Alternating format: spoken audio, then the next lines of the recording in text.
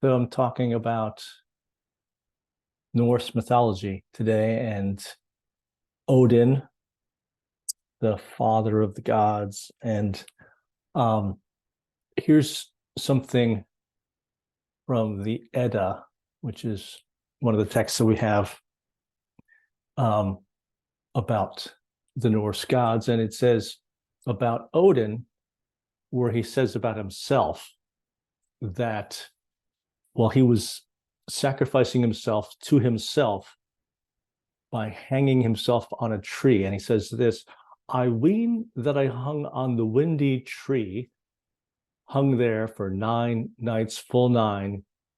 With the spear I was wounded, and offered I was to Odin, myself to myself, on the tree that none may know what root beneath it runs.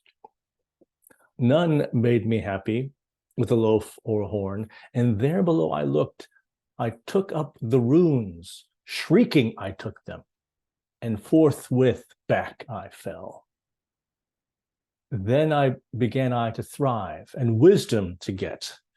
I grew, and well I was.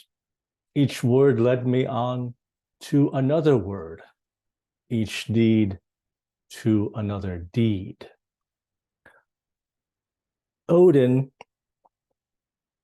does this mysterious thing where he sacrifices himself to himself. He's trying to gain wisdom. And so what the ancient people who were wrestling with these ideas were wrestling with was gaining wisdom. And they see it from the gods, or that's how they perceived the gods. Odin, who's wise, who has sacrificed an eye so that he could see better. Isn't that amazing? Like the idea that in order to see, you need to give up your sight. And sometimes we've had these concepts of the blind seer, or Homer was reputed to have been blind, and that gave him this vision. Or Tiresias in Thebes was the blind seer who tells Oedipus the truth that Oedipus was blind too. And then you also have the fact that he's sacrificing himself, hanging on a tree. I mean, this is going to sound a lot like some things we're going to see in Judaism and Christianity. Who hangs on a tree in order to gain wisdom? Jesus, who sacrifices himself, similar to also some things in the Jews and the Greeks,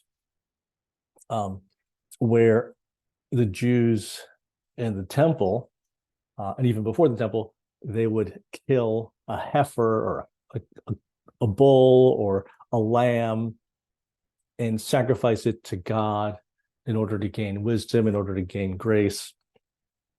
And so here's Odin. His son is Thor, his half brother, Loki. He's the oldest. He gave an eye to gain wisdom. He sacrificed himself. He hung from the world tree, Yggdrasil. I'm not sure how to pronounce that. And then he can know the runes, which are the letters essentially. And I mean, they're just letters, like we have letters, but they also are symbols. And so how do you read the symbols? Symbols are mysterious, but symbols reveal something. And so he gains the wisdom, the ability to interpret the runes. He could understand magic. He could control things. He was the All-Father, the Lord of the Slain. He has these two ravens who go out and like observe things throughout the world and like come back and tell him what's happened.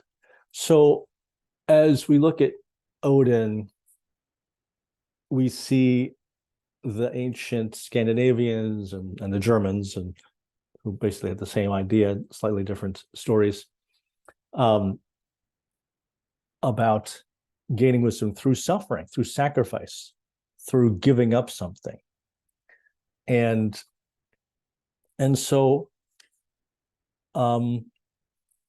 why, we can ask, did the ancients perceive these realities as gods, as like these persons who kind of fly around and do stuff and have wisdom and knowledge and will.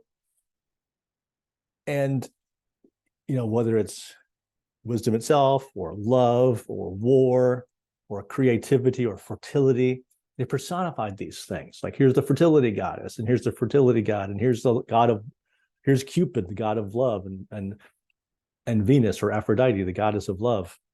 And here's Ares, the god of war. And they saw these as gods, because they were real. I mean, like, love, this kind of drive, is real. And yet, so they saw it as a person or persons, because you have Venus and Cupid,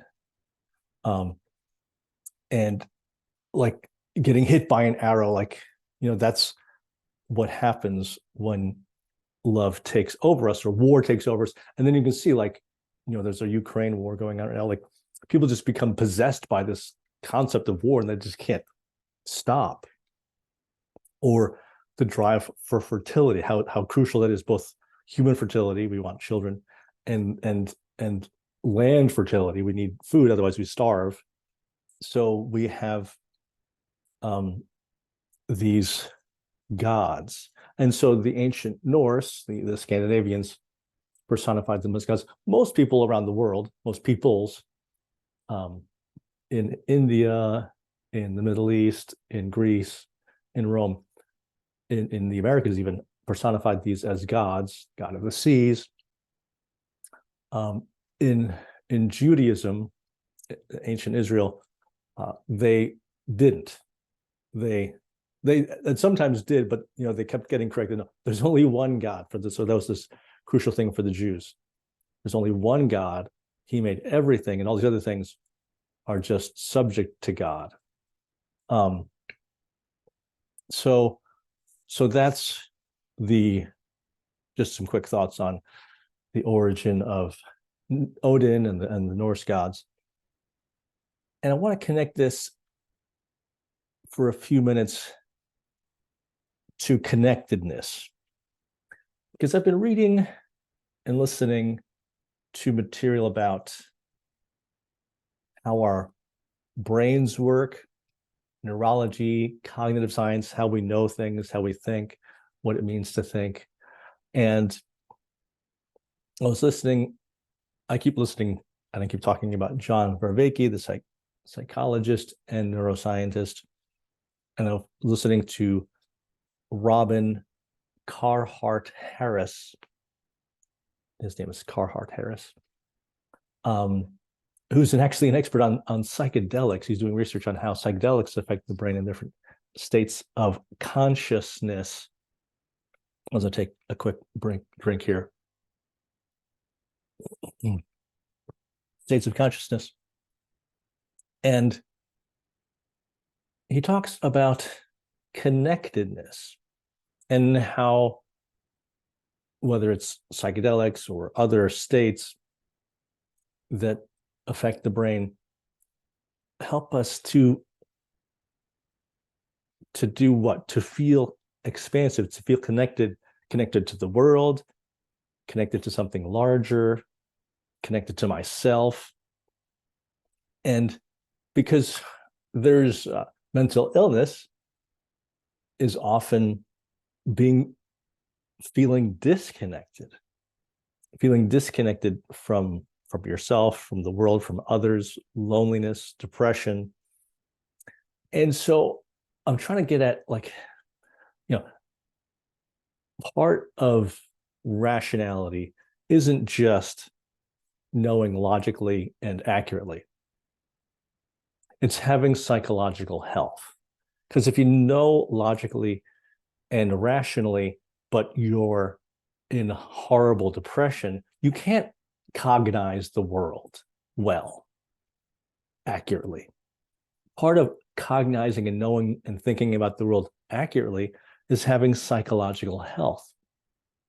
And we are only going to have psychological health if we are feeling expansive, getting outside of myself, connected to the world, connected to others, part of something larger. Feel that the world itself is connected, is interconnected. Everything makes sense. And so as we think about these ancient myths and the Norse world and gaining wisdom and the concept of, sorry, not in the concept. Let me take a step back. So by thinking about the stories about Odin, we think about how we humans gain wisdom. And this, I think, is connected to what Carhart-Harris is doing here with connectedness and overcoming the disconnection of the psychological disorders and depressions that afflict us. And that by looking at these stories, by taking in these stories, by feeling these stories, we are learning to imitate Odin. Like, I've got to sacrifice something, sacrifice part of myself, make hard challenges, take on hard challenges so that I can grow. And so how does this growth, how does this gaining of wisdom happen? It doesn't just happen. It often happens in a kind of real hard trial, a baptism of fire, a baptism by fire, where I'm going under extreme stress. I mean, like, this can take place in a war, like where we're overcoming an enemy, or it can take place in sports, like overcoming an enemy. That's it's like, getting really good at sports and hitting that flow where you're like the quarterback and you're like just overcoming your challenge there, or starting a new business, or starting a new family, or trying to grow a family and your relationship with your spouse and with your children. Like, these are baptisms by fire, which are stressful, which really like bring us to our knees. And by doing that, they kind of reset the system. They get rid of the grooves. And like Carhart-Harris says, this is similar to what happens when you take psychedelics, and where the psychedelics kind of remove the grooves in our brain or our mind, which are the usual ways that we perceive the world, so that we can see the world like anew, and like it's really alive and almost like overwhelming to us. But then that gives us a chance to grow and to see something new that we hadn't seen before and perceive something in a new way. And so this baptism by fire resets our system, pulls us away from distraction towards that challenge, so it can really feel that call towards something bigger than ourselves, something which is sometimes called sacred or transcendent. It's of a higher or a deeper level. I'm getting deeper. I'm growing. I'm getting a mission, a call towards justice, perhaps, or a call towards a higher life, a more meaningful life. This isn't fake. This is real. I mean, some people say, oh, these feelings of growth, that's just the pretty pictures that we paint on the inside of our prison of rationality. And that's possible. It could be that they're just fake, that they're just there to make us feel good. But I think it makes more sense, and I'm more convinced by the account that Vervaeke gives and that Carhart-Harris gives, that this does point to something real, that there is something transcendent, that wisdom is real, that growth is real, and that ultimately psychological health is real. Like psychological unhealth, like psychological depression, disorder, mental illness is real, which means mental health is real. And so that's what I think that convinces me that this is pointing towards this reality of something transcendent, what I'm calling transcendent. And so we have the fact that, what do I mean by that transcendent? Let me see if I can say a couple more things about that. Well, John Vervaeke talks about reality ontologically as having levels. And this is not that he rejects the two world ontology where there's like the supernatural level and the natural level. So he's not talking about that. Forget supernatural, but there is deeper, and there is emergent wholes. So if I have a team of 11 men on a football team, like each team member has his skills. But when a team works together well, the whole is bigger than the sum of the parts. It's more than just summing up the skills. And that's why like a well calibrated team can beat a team that has better skilled players. Or a machine is more than just the sum of its parts. Or a body, an organism, is more than just the sum of its parts. Or a whole society, a tribe that works together, that lives together, that has a common mission. Let's say the ancient Israelites, is more than just a sum of its parts. So the whole, the emergent whole, is more. And so that's something also with wisdom. It's not just like adding up the experiences, let's say, that Odin went through, or that you or I go through, and accepting a challenge and overcoming a challenge. You gain more than that. The whole is more than the sum of the parts. And or yeah, so just that. So I just want to say that about transcendent. It's this emergent phenomenon. Um, and so I think it's real. So I just wanted to make that point, and I'm gonna stop it there.